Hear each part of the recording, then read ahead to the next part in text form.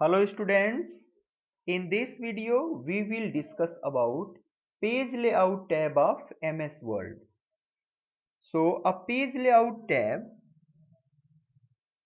is the term used to describe how each page of your document will appear when it is printed. In Word, page layout includes elements such as the themes, page setup, page background and paragraph setting. Page layout tab के अंतर्गत मैं आपको बताऊंगा कि कैसे आप अपने paragraph की सेटिंग कर सकते हैं, मार्जिन को कैसे कस्टमाइज कर सकते हैं, पेज को कैसे आप सेटअप कर सकते हैं। So let's move towards page layout tab. So to describe the page layout tab, we have already typed these three paragraphs. So when I am just clicking over the page layout tab, I can see the whole tab is divided in three groups. First group is page setup, second one is paragraph and third one is arrangement. Page layout tab के अंतर्गत तीन group होती हैं। First one है page setup group, second group है paragraph group और third one में आपको अरेंजमेंट्स अलाइनमेंट्स के बारे में बताया जाएगा। सबसे पहले हम मार्जिन के बारे में पेज सेटअप के थ्रू देखेंगे। तो मार्जिन जो है वो page margin is the blank space. ये जो आपको ब्लैंक स्पेस दिख रहा है लेफ्ट हैंड साइड में, राइट हैंड साइड में, टॉप में और पेज के जो बॉटम में भी आपको ये ब्लैंक स्पेसेस दिख रही हैं। तो ये जो ब्लैंक स्पेस होती हैं उसी एरिया को हम पेज मार्जिन बोलते हैं। अगर इसको डिफाइन किया जाए तो page margin are the blank space around the edge of the page. अब एज ऑफ द पेज कहाँ कहाँ हो सकती हैं? टॉप पे हो सकती है, बॉटम पे हो सकती है, लेफ्ट में हो सकता है और राइट में हो सकता है। In general, you can insert text, graphics in printable area। जो भी आप टेक्स्ट या कोई ग्राफिक्स आप राइट करते हैं तो वो आप कहाँ करते हैं? आपके वर्किंग एरिया में। जैसे कि मैंने यहाँ पे टाइप किया है तो मैंने मार्जिन के जो प्रिंटेबल एरिया है मैंने उस पे टाइप किया है। However, you can position some items in margin। आप चाहें तो कुछ आइटम्स को आप मार्जिन में भी रख सकते हैं, जैसे कि header, footer, page number and etcetera. Header और फूटर, जैसे कि हमें अगर कोई भी इस पे हेडर देना है तो आप क्या करेंगे? आपको जाना पड़ेगा इंसर्ट टैब में, then just click on the header and footer. So suppose I have click on this header, so you can select any one of these predefined templates and you can customize also। so आप देख सकते हैं कि जो ये header apply हो रहा है वो कहाँ पे आ रहा है? वो मार्जिन एरिया में आ रहा है। आपने जो ये टेक्स्ट टाइप किया था इसके बाद जो ब्लैंक स्पेस थी उस पे आपके मार्जिन एरिया में आप हेडर इंसर्ट कर सकते हैं। सेम वैसे ही आप वहाँ पे फूटर भी अप्लाई कर सकते हैं, वो भी मार्जिन में ही आएगा। सो ये बेनिफिट है मार्जिन का। तो अगर आपको मार्जिन सेट करनी है आप सिंपली यहाँ मार्जिन पे क्लिक करेंगे तो आपको यहाँ पे कुछ प्री डिफाइंड मार्जिन हैं, जैसे कि लास्ट कस्टम सेटिंग जो मेरी थी, या फिर जो नॉर्मल पोजीशन होती है, टॉप से भी 1 इंच की स्पेस, बॉटम से भी 1 इंच, लेफ्ट से भी 1 इंच और राइट से भी 1 इंच। तो उतनी स्पेस आप नॉर्मली उतना स्पेस MS वर्ड लेफ्ट करके और फिर उसके बाद से कर्सर पोजीशन पे हम टाइप करते हैं। या फिर आप उससे भी नैरो करना चाहते हैं तो आप 0.5 दे सकते हैं। मॉडरेट करना चाहते हैं तो टॉप पे 1 दे दीजिए, बॉटम पे भी 1 दे दीजिए, लेफ्ट और राइट में 0.75। या इसके अलावा कोई अगर आपको अपनी स्पेशल कस्टम करनी है, कस्टमाइज चाहते हैं आप मार्जिन को, तो आप यहाँ पे क्लिक कर देंगे।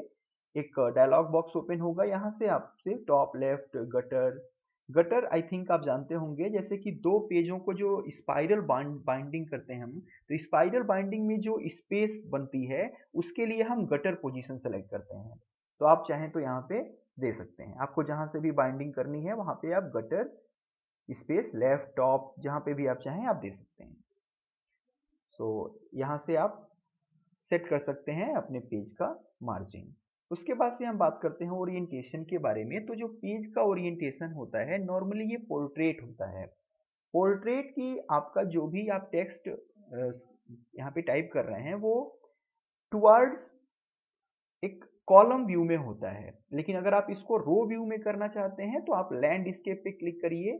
आपका जो ये टेक्स्ट है स्पेशली अब ये आप दिख रहा होगा, अभी ये लैंडस्केप फॉर्मेट में हो गया। तो ये डिफरेंस है पेज लेआउट का। तो पोर्ट्रेट और लैंडस्केप ये दो ओरिएंटेशन के पार्ट होते हैं, आप इन दोनों में से कोई भी एक सिलेक्ट कर सकते हैं। बाय डिफॉल्ट ये पोर्ट्रेट होता है। इसके बाद से आपका जो पेज है उस पेज की साइज के अकॉर्डिंग, सपोज मैंने साइज पे क्लिक किया, मुझे कोई लेटर टाइप करनी है तो मैं 8.5 इंटू 11 का स्पेस ले लूंगा। स्मॉल लेटर है, टैबर्ट है, लेजर है, लीगल है, ये सब प्री डिफाइंड है। जैसे कि आप A4 पेज पे प्रिंट करते हैं तो A4 के लिए ये स्पेस है, आप A4 पे क्लिक करिए, A4 साइज सेलेक्ट हो जाएगी। इसके अलावा अगर आप चाहें तो यहाँ पे मोर पेपर साइज पे क्लिक करके यहाँ पे कस्टमाइज भी आप कर सकते हैं। तो ये मैंने आपको बताया। उसके बाद से आता है कॉलम व्यू। तो आप यहाँ से चाहें तो आप अपने टेक्स्ट का जो भी डॉक्यूमेंट है इसको कॉलम व्यू भी कर सकते हैं, ब्रेक्स कर सकते हैं, लाइन नंबर्स दे सकते हैं। तो यहाँ से आप सेलेक्ट कर सकते हैं डिफरेंट। यहाँ पे सबसे इम्पोर्टेंट है, मुझे लगा मैं आपको यहाँ पे हाइफिनेशन के बारे में बताऊंगा। जैसे कि हाइफिनेशन आप देख रहे होंगे कि जैसे भी आप कोई वर्ड यहाँ पे टाइप करते जाते हैं और अगर वो वर्ड काफी बड़ा है तो फिर क्या होता है, हमारा जो कर्सर है ऑटोमेटिकली वो मूव कर जाता है नेक्स्ट लाइन में। सपोज मैं यहाँ से टाइप करते जा रहा हूँ,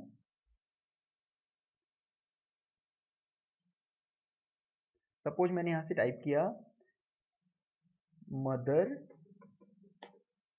मरियम ग्लोबल। तो आप देख रहे हैं कि यहाँ पे एक हाइफेनेशन आ गया है। ये हाइफेनेशन क्यों आता है, जब हम इस हाइफेनेशन को ऑन करते हैं यहाँ से ऑटोमेटिकली ये ऑन है। अगर मैं इसको नन कर दूं तो फिर ये क्या होगा, ये जो पूरा का पूरा वर्ड है ये नेक्स्ट लाइन में प्रिंट हो जाएगा और कोई हाइफेनेशन नहीं आएगा। आप देख सकते हैं, जैसे सपोज मैंने यहाँ पे टाइप किया मदर, फिर मैंने यहाँ पे लिखा मरियम, और चूंकि मुझे एक ही वर्ड टाइप करनी है इसलिए मैं स्पेस नहीं दे रहा हूं, तो ग्लोबल। तो अगर आप देखेंगे कि जैसे ही ये मार्जिन में गया तो ये नेक्स्ट लाइन में मरियम ग्लोबल जो वर्ड था ये नेक्स्ट लाइन में ट्रांसफर हो गया। तो ये हाइफेनेशन का यूज है।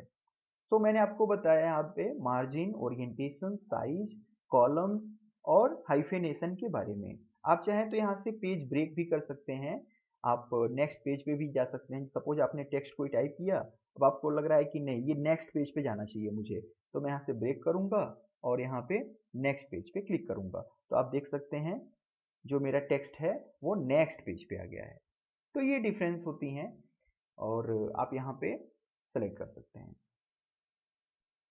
Now we move to the next group, that is paragraph group. So in paragraph group we will discuss about indent.